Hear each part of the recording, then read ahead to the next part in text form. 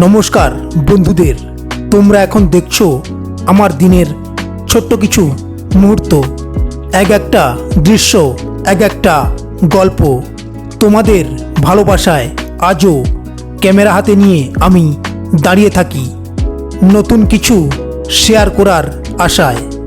বন্ধুরা, তোমাদের দেখা আমার কাছে অনেক বড় প্রেরণা।